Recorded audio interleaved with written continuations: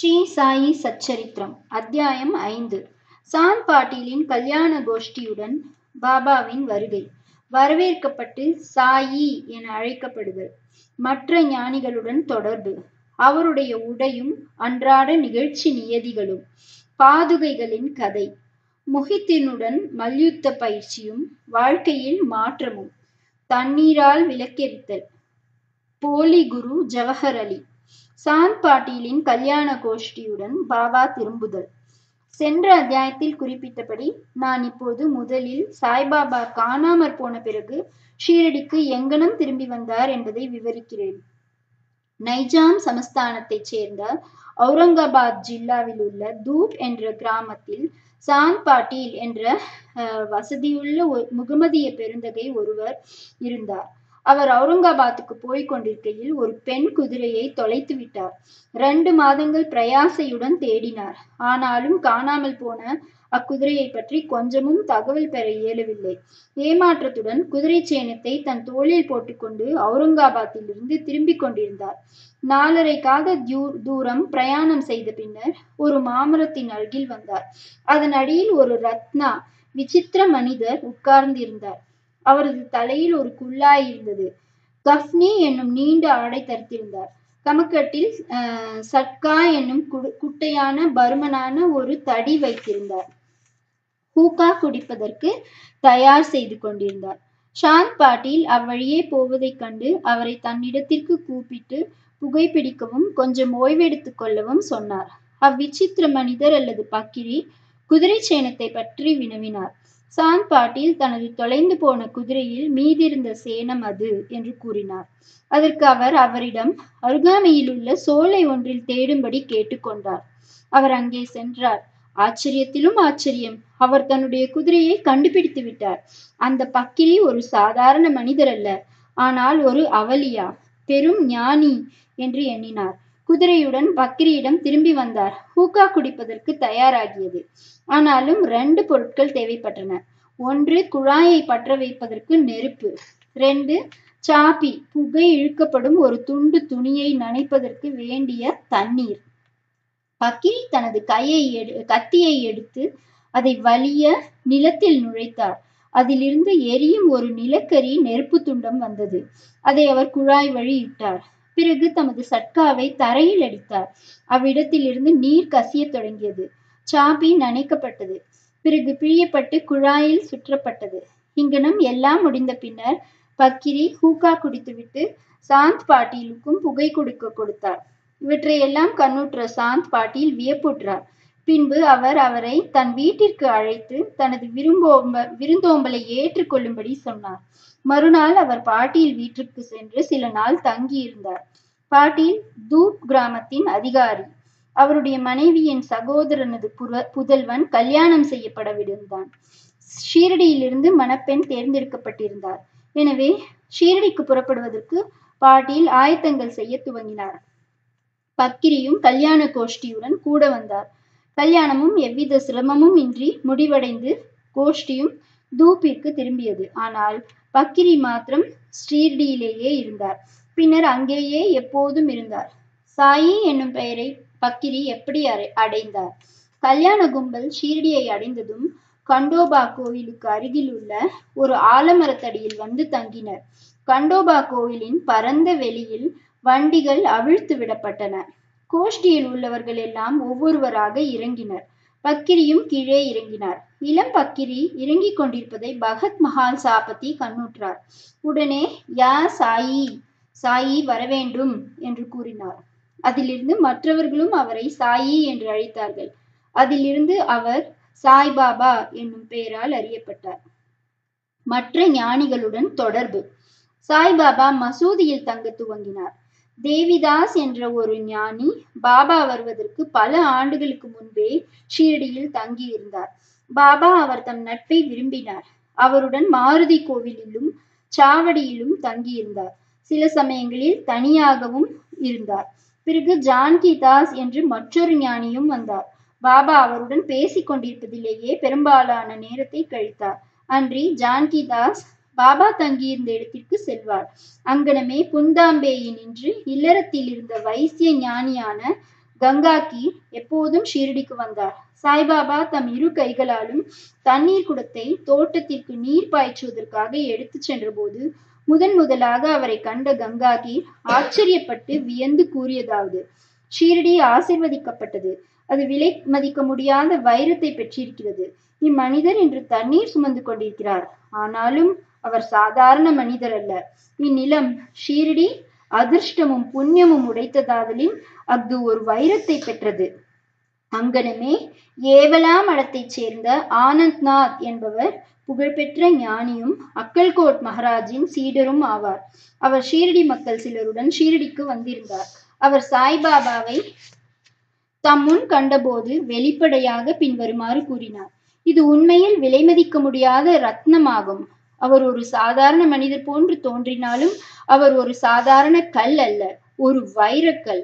கூடிய விரைவில் நீங்கள் இதை உணர்வீர்கள். இதை கூறிய பின்னர் அவர் ஏவலாவுக்கு திரும்பிவிட்டார். இது சாய்பாபா இளைஞனாய் இருக்கும்போது சொல்லப்பட்டது.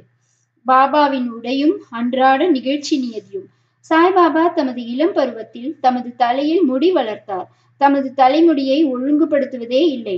விளையாட்டு வீரனை போன்று அவர் உடை அணிந்தார். அவர் ராகதாவிற்கு சென்றிருந்த போது ஜெந்து, ஜாய், ஜூய் ஆகியவற்றின் சிறிய புஷ்பங்களை கொணர்ந்து தரையை சுத்தப்படுத்தி காய்ந்த நிலத்தை கொத்தி அவற்றை பயிர் செய்து தண்ணீர் விட்டார். வாமன் தாத்யா என்னும் ஒரு அடியவர் அவருக்கு தினந்தோறும் 2 பானைகள் கொடுத்தார். இவற்றை கொண்டு பாபா தமது செடிகளுக்கு தண்ணீர் விடுவது வழக்கம். கிணற்றிலிருந்து நீர் இறைத்து மட்குடங்களை தாமே தோளில் தூக்கிச் செல்வார். மாலை நேரங்களில் மண் பானைகள் வேப்ப மரத்தடியில் வைக்கப்பட்டிருக்கும். அவை வெறும் பச்சை மண்ணால் செய்யப்பட்டு சுடப்படாத காரணத்தால் அங்கனம் வைக்கப்பட்ட உடனேயே உடைந்துவிடும். அடுத்த நாள் தாத்யா வேறு 2 புது பானைகள் கொடுப்பார். இந்நிகழ்ச்சி 3 ஆண்டுகள் நடந்தது. சாய்பாபாவின் கடின பயிற்சி, உழைப்பு ஆகியவற்றினால் ஒரு பூந்தோட்டம் வளர்ந்தது. இந்த நிலத்தில் தற்போது பாபாவின் சமாதி மந்திர் என்னும் ஒரு பெரிய மாளிகை இருக்கிறது. தற்போது பாபாவின் சமாதி மந்திர் பல பக்தர்களால் அடிக்கடி விஜயம் செய்யப்பட்டு புழங்கப்பட்டு வருகிறது. வேப்ப மரத்தடியில் உள்ள பாதுகைகளின் கதை. பாய் கிருஷ்ணாஜி அலிபாகர் என்பவர் அக்கல்கோட் மகாராஜின் அடியவர். அக்கல்கோட் மகாராஜின் உருவப்படத்தை வழிபட்டார். அவர் ஒருமுறை அக்கல்கோட்டிற்கு, ஷோலாப்பூர் ஜில்லா சென்று மகாராஜின் பாதுகைகளை தரிசனம் செய்து கொண்டு தன்னுடைய நேர்மையான வழிபாட்டை செலுத்தி வர நினைத்தார். அவர் அங்கு செல்வதற்கு முன் கனவில் ஒரு காட்சியை கண்டார். அக்காட்சியில் அக்கல்கோட் மகாராஜ் தோன்றி அவரிடம், இப்போது ஷீரடியே எனது இருப்பிடம், அங்கு சென்று உனது வழிபாடுகளை செலுத்து என்றார். எனவே பாயி தனது திட்டத்தை மாற்றிக்கொண்டு ஷீரடிக்கு வந்து பாபாவை வழிபட்டு 6 மாதங்கள் அங்கு தங்கி மகிழ்ச்சி அடைந்தார்.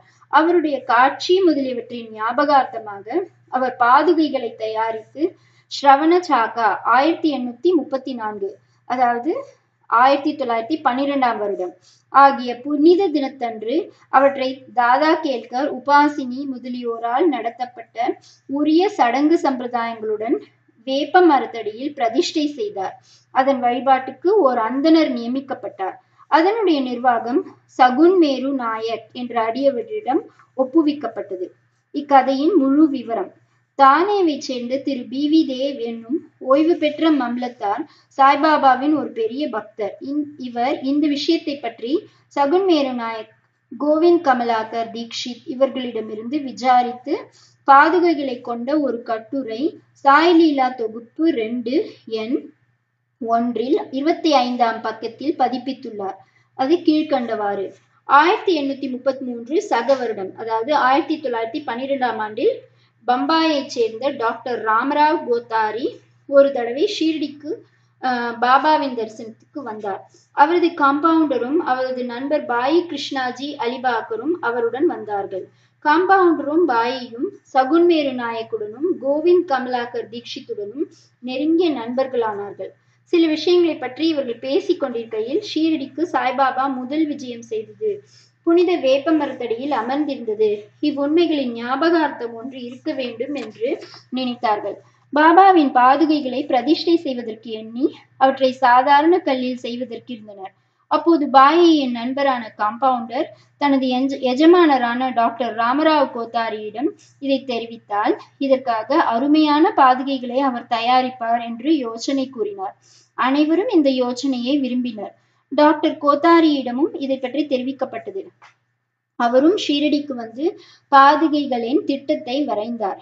கண்டோபா கோயிலில் உள்ள உபாசினி மகாராஜிடம் அவர் சென்று தனது திட்டத்தை காண்பித்தார்.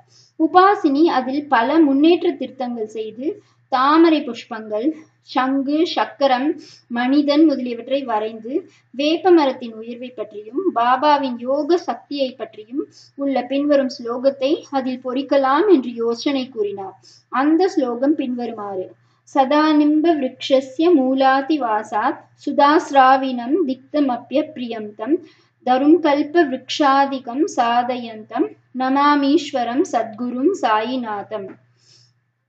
நான் சாய்நாத் பிரபுவை வணங்குகிறேன். வேப்ப மரத்தடியில் அல்லது அவரது நிரந்தர இருக்கையினால் கசப்பாகவும் இனிமையற்றதாகவும் இருப்பினும் அமிர்தத்தை கசிகிறது. அம்மரத்தின் கசிவு அமிர்தம் என்று அதன் குணப்படுத்தும் தன்மையால் அழைக்கப்படுகிறது. கல்ப விருட்சத்தை விட சிறந்தது. உபாசனியின் யோசனைகள் ஏற்றுக்கொள்ளப்பட்டு நிறைவேற்றப்பட்டன.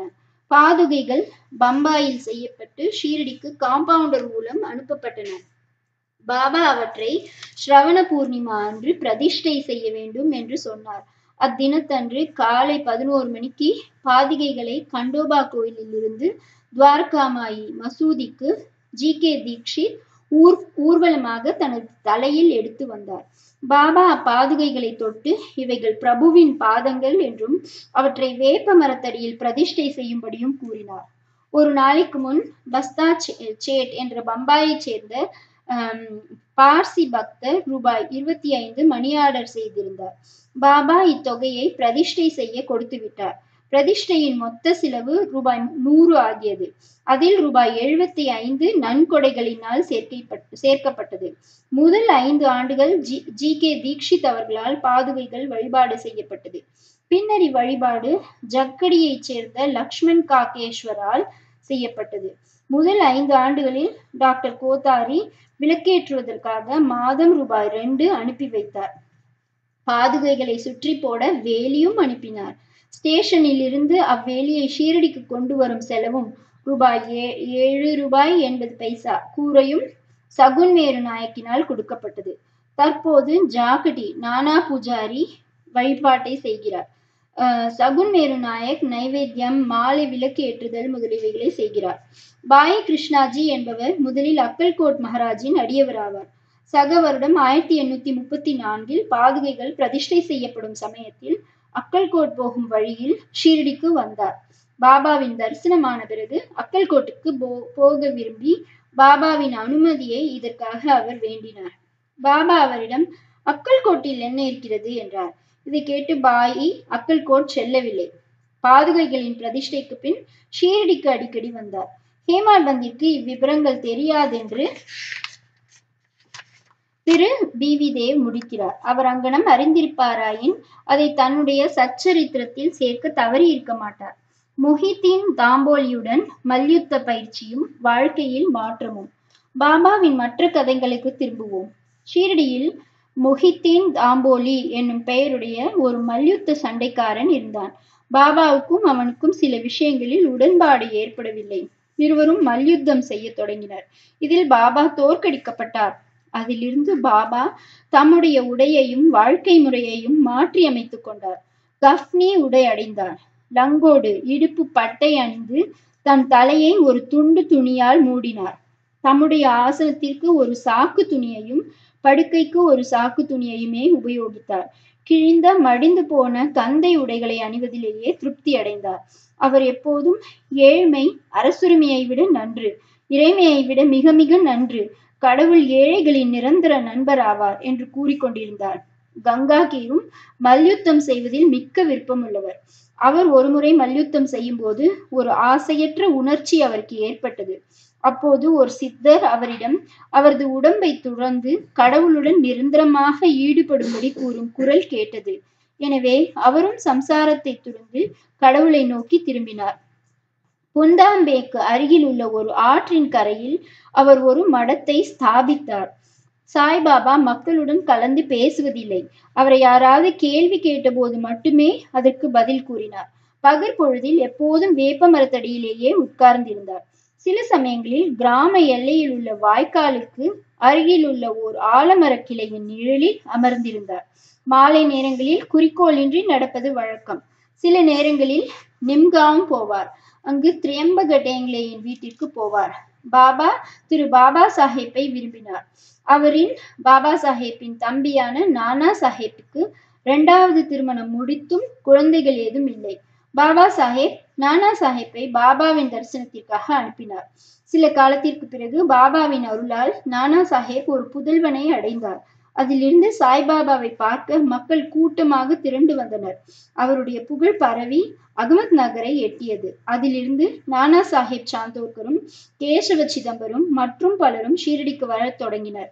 பாபா பகற் பொழுதில் தமது அடியவர்களால் சூழப்பட்டிருந்தார். இரவில் உதிர்ந்து கொட்டும் ஒரு பழைய மசூதியில் படுத்தார். பாபாவிடம் இந்த நேரத்தில் ஹூக்கா, புகையிலை, ஒரு டம்ளர், தகர டப்பா, நீண்ட கஃப்னி, தலையை சுற்றி ஒரு துண்டு துணி, ஒரு சட்கா, குச்சி முதலிய சிறு சிறு உடைமைகள் இருந்தன. இவைகளை எல்லாம் பாபா எப்போதும் வைத்திருந்தார். தலையில் உள்ள அச்சிறு துணி நன்கு முறுக்கப்பட்ட முடியை போல் இடது காதில் இருந்து முதுகில் தொங்கியது. இது பல வாரங்களாக துவைக்கப்படாதது. அவர் எவ்வித பூட்ஸோ காலனியோ அணியவில்லை. நாட்களின் பெரும் பகுதிக்கு ஒரு சாக்கு துணி துண்டே அவரின் ஆசனமாகும். ஒரு கௌபீனத்தை அவர் அணிந்திருந்தார். குளிரை விரட்ட எப்போதும் துணியின் புனித நெருப்பின் முன்னால் இடது கையை மரக்கட்டைப்பிடியின் மீது வைத்தவாறு தெற்கு நோக்கி அமர்ந்திருந்தார். அந்த துணியில் அகங்காரம், ஆசைகள், எல்லா எண்ணங்கள் முதலியவற்றை காணிக்கையாக போட்டார். எப்போதும் அல்லாஹ் மாலிக், கடவுளே ஒரே உரிமையாளர் என்று கூறினார். எல்லா பக்தர்களும் வந்து அவரை தரிசித்தும் அவர் அமர்ந்திருந்ததுமான மசூதியானது 2 அறைகளின் அளவே இருக்கும். 1912 பிறகு ஒரு மாற்றம் நிகழ்ந்தது. பழைய மசூதி பழுது பார்க்கப்பட்டு ஒரு தாழ்வாரம் எழுப்பப்பட்டது. இம்மசூதிக்கு பாபா தங்க வருவதற்கு நெடுங்காலத்திற்கு முன் தக்கியா என்ற இடத்தில் வசித்து வந்தார். அங்கேதான் பாபா கால்களில் சலங்கை கட்டி அழகாக நடனம் செய்து கொண்டு அன்புடன் பாடினார். தண்ணீரால் விளக்கெரித்தல். சாய்பாபாவுக்கு விளக்குகள் என்றால் அதிக விருப்பம்.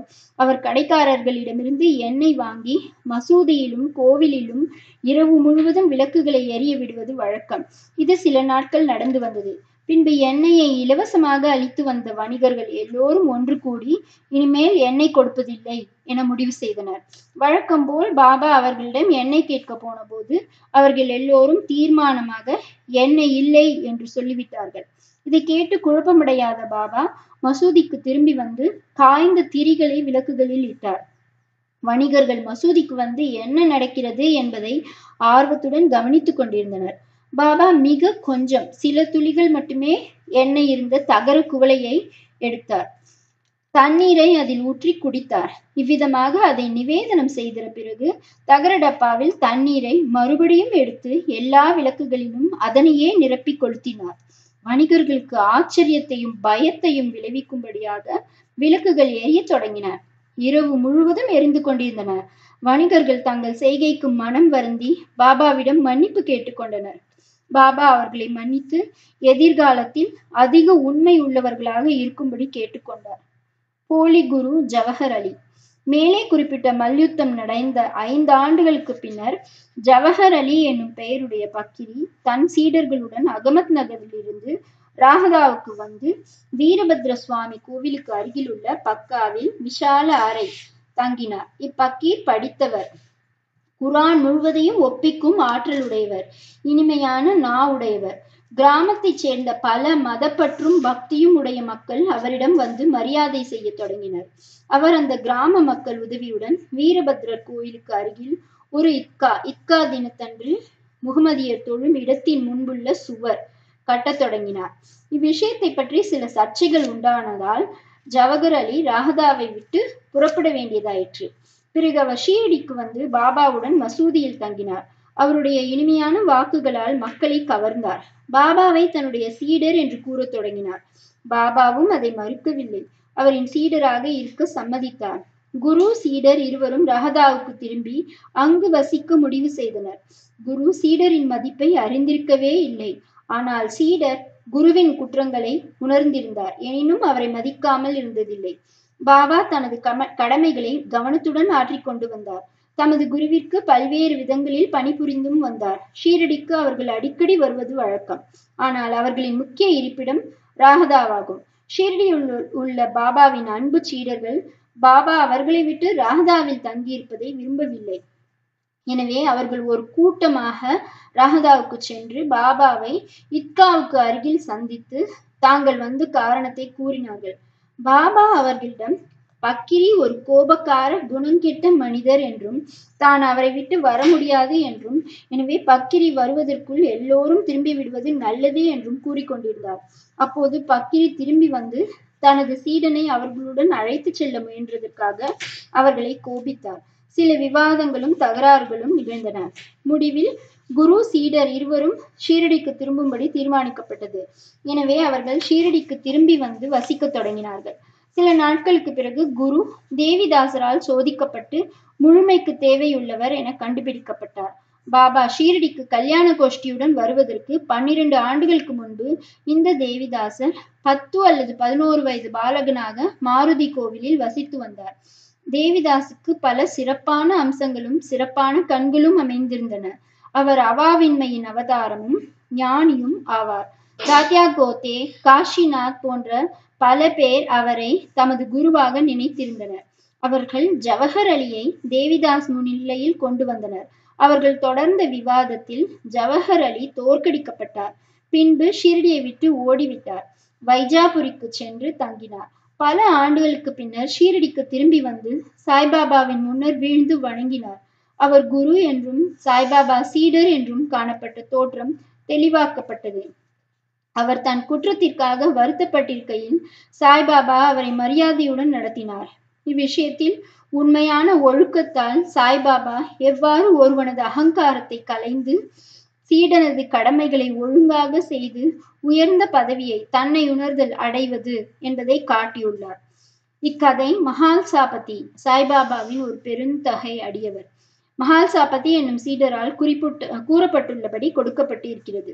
அடுத்த அத்தியாயத்தில் ஸ்ரீராம நவமி திருவிழா, மசூதி, அதன் முந்தைய நிலை, பிந்திய தோற்றம் ஆகியவற்றை காண்போம். ஸ்ரீ சாயியை பணிக.